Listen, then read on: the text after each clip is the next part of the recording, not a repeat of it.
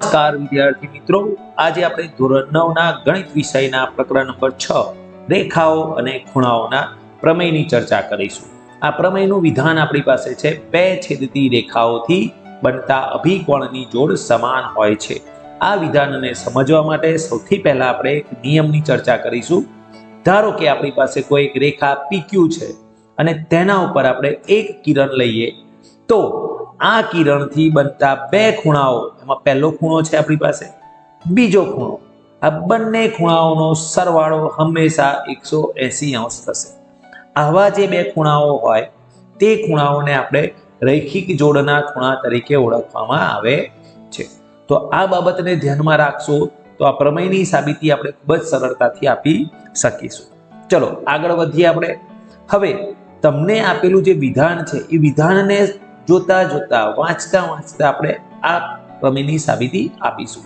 તો સૌથી પહેલા તમને વિધાનમાં બે છેદતી રેખાઓ આપેલી છે, તો આપણે બે છેદતી રેખાઓ લેવી પડશે. તો હું સૌથી પહેલા એક રેખા લઉં છું. આ જે રેખા છે એ રેખાને આપણે રેખા PQ લઈએ. હવે આને છેદતી હોય તેવી બીજી એક રેખા લઈએ છે, જે રેખાનું નામ આપણે આપીએ છીએ RS. આ બંને રેખાઓ છેદે છે તો કોઈક બિંદુમાં છેદશે, એ બિંદુનું નામ આપીએ છીએ આપણે A. તો આને અનુરૂપ આપણે એક વિધાન લખી શકીએ કે રેખા PQ અને રેખા RS બિંદુ A માં છેદે છે. હવે આ જે વિધાન છે એ વિધાનના બીજા શબ્દ તરફ આપણે જો જઈએ તો અભિકોણની જોડ વિશેની વાત છે. તો આ સૌથી પહેલા આપણે અહીંયાથી અભિકોણની જોડ શોધવી પડશે. તો અહીંયા તમે જોઈ શકો છો સ્ક્રીન પર બે એનિમેશન દ્વારા દર્શાવે છે ખૂણાઓ. તો જે બે રેખાઓના છેદવાથી સામસામે જે ખૂણા બનશે તેને અભિકોણ કહીશું આપણે. તો આવા બે ખૂણાઓમાં પહેલો ખૂણો છે PAR અને બીજો છે QAS. એટલે પહેલી જોડ થશે આપણી પાસે. હવે એવી જ રીતે તમે બીજા જોડ વિશે પણ વિચારી શકશો. તો ચલો વિચારો. હા, મળી ગઈ તમને જોડ. તો હવે અહીંયા જુઓ, બીજી જોડ જે આપી છે આપણને એ છે PAS અને QAR. તો બીજી જોડ આપણને મળે છે.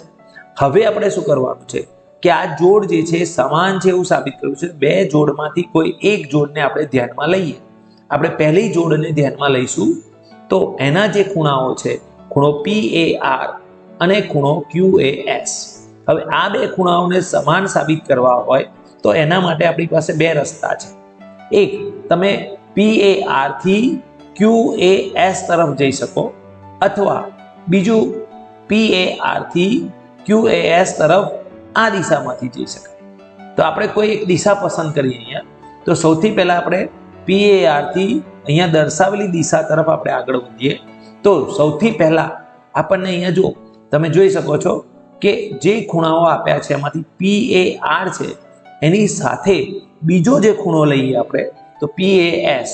આ બંને ખૂણાઓ એક જ રેખા પર બનતા છે, એટલે આ બંને ખૂણાઓને આપણે રૈખિક જોડના ખૂણા કહી શકાય. તો રૈખિક જોડના ખૂણાઓનો સરવાળો શું થશે તો કે PAR વત્તા PAS બરાબર 180 અંશ. હવે આ નંબર આપી દે 1. આ પહેલું પરિણામ મળ્યું આપણને. હવે એવી જ રીતે આપણે બીજા પરિણામ તરફ જવું છે. તો હવે PAS સુધી પહોંચ્યા, હવે ત્યાંથી આપણે જઈશું તો PAS અને એની બાજુનો ખૂણો QAS લઈએ. તો અહીંયા તમે જો ફરી પણ આપણને જોવા મળે છે કે બંને રૈખિક જોડના ખૂણા થાય છે. આ રૈખિક જોડના ખૂણા માટે ફરી પાછું આપણે વિધાન લખી શકીએ. ખૂણો PAS અને QAS રૈખિક જોડ રચે છે, માટે એનો સરવાળો પણ શું થશે બરાબર છે 180 અંશ. તો આને આપણે કહીશું પરિણામ નંબર 2. હવે તમને અહીંયા બે પરિણામ મળ્યા છે. તો હવે બે પરિણામને ધ્યાનમાં રાખી અને આપણે આ બે ખૂણાઓ જે દર્શાવ્યા છે સ્ક્રીન પર તેને સમાન બતાવવા છે. તો અહીંયા તમે જોઈ શકો છો કે પરિણામ 1 ની જમણી બાજુમાં 180 છે અને પરિણામ 2 ની જમણી બાજુમાં પણ 180 છે. એટલે કે બંનેની જમણી બાજુઓ સરખી છે તો ડાબી બાજુઓ પણ કેવી થઈ શકે સમાન. સરસ. એટલે આપણે પરિણામ 1 અને 2 ની સરખામણી કરીએ તો આપણને શું જોવા મળશે તો કે ખૂણો PAR વત્તા PAS વત્તા ખૂણો PAS વત્તા QAS સમાન થશે.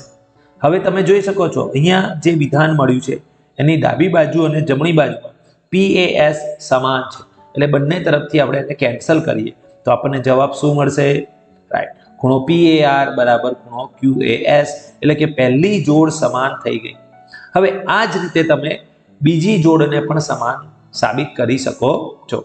તેનો પ્રયત્ન તમે કરજો, અને જો કંઈ તકલીફ પડે તો તમે ડિસ્ક્રિપ્શન બોક્સની અંદર આપેલી લિંકમાં તમારા પ્રશ્નને મોકલી શકો છો.